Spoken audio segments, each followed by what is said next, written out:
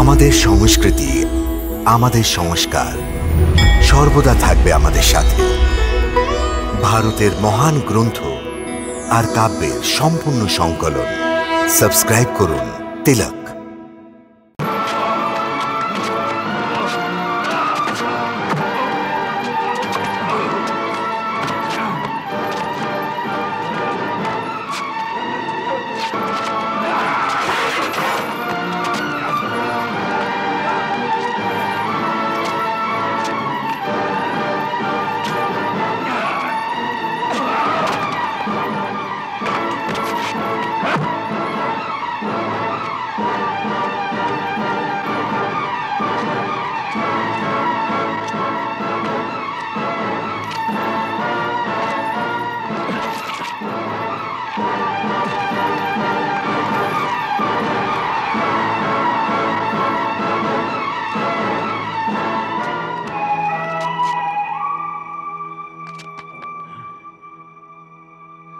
সত্যি বলো, তুমি কে?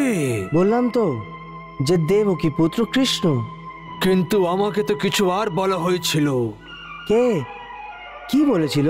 দশরথের পুত্র ভগবান রাম আমাকে ত্রেতা যুগে বলেছিলেন যে আমার প্রতীক্ষা করো।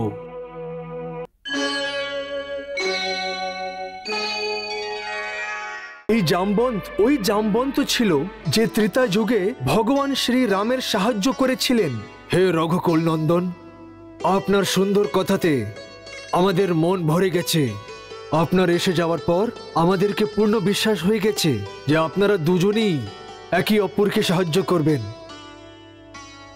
আমি মহারাজ সুগ্রীবের দিক দিয়ে আপনাকে পুরো ভরসা দিচ্ছি যে মহারাজ নিজের বিশ্বাসী বানরদের সাহায্য নিয়ে আপনার স্ত্রী সম্মানিত সীতা মাতার খোঁজ অবশ্যই করবেন, যাতে আপনি ওনাকে ওই রাক্ষসের হাত থেকে মুক্ত করাতে পারেন।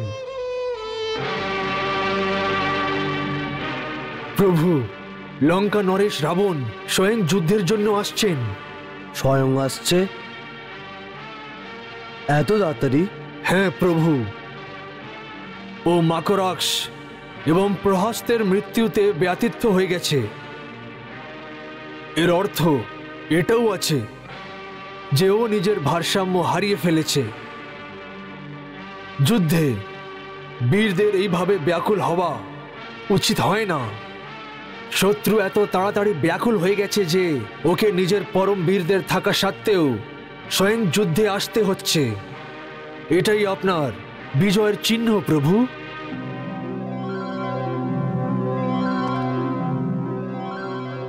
শেষ পর্যন্ত যখন ভগবান রাম নিজের পরম ধামে যেতে লাগলেন, তখন বিভীষণ, সুগ্রীব, হনুমান আর জামবন্ত ইত্যাদি ওনার ভক্ত আর অযোধ্যার সমস্ত প্রজা সরজু নদীর কাছে একত্রিত হয়ে যায়।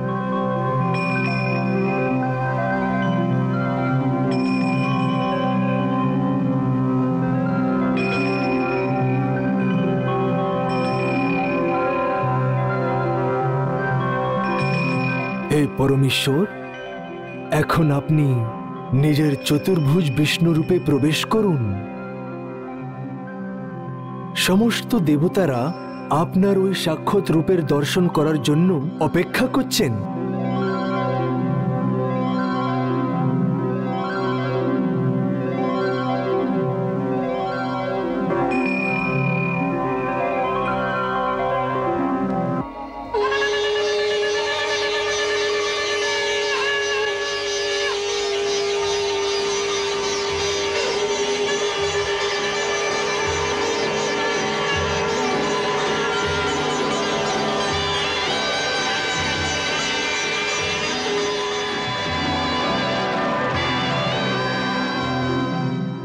হনুমান প্রভু, তুমি দীর্ঘকাল অবধি জীবিত থাকার প্রতিজ্ঞা করেছিলে।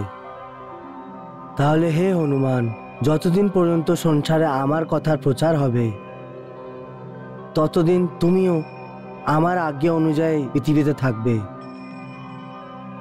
তুমি কলিযুগের অন্ততে আগামী প্রলয় অবধি রয়ে আমার কথার প্রচার করবে। যথাজ্ঞা প্রভু। ব্রহ্মার পুত্র ঋক্ষরাজ জামবন্ত দাপরের শেষ পর্যন্ত পৃথিবীতে থাকবে।